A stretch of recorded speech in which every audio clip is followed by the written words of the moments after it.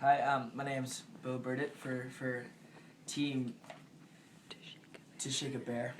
And these are stories about Duke Nelson, which I heard from a man named Jim Carey, who was a friend of my father's, and he was a dean here at Middlebury College during the 70s, as well as a student during the 60s, where he played hockey and football underneath Duke, who was a coach. So I have two short stories. Here's the first one.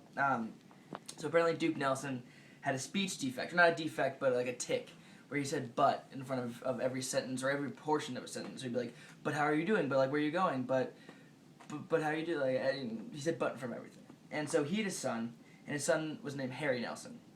And so his son Harry went to his first day of school or boarding school or whatever it was. And it's the first time that he had ever been out of the house with like a group of people. And so he got back from school, and then Duke was there, and he was like, Harry, how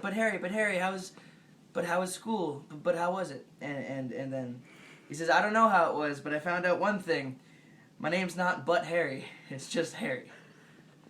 Okay, that's the first story about Duke Nelson. The second one is a little weirder.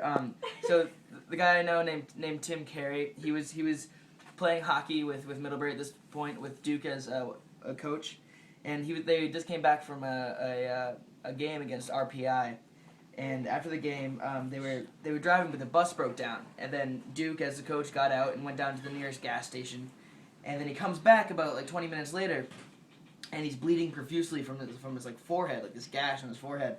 And they're like Duke, what happened?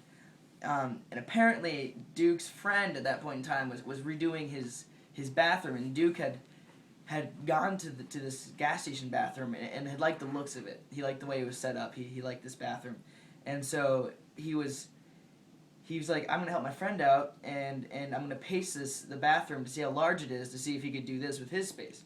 And so Duke was pacing around this bathroom like very like methodically, like how many feet, like measuring it out. And then while doing this, not noticing anything, he ran headfirst into a cabinet and had split his head open, and then had walked the mile back to the bus, bleeding out of the head because he was too embarrassed to go back to the service station. And those are my two stories about Duke Nelson, which I heard from a source who was there, Tim Carey.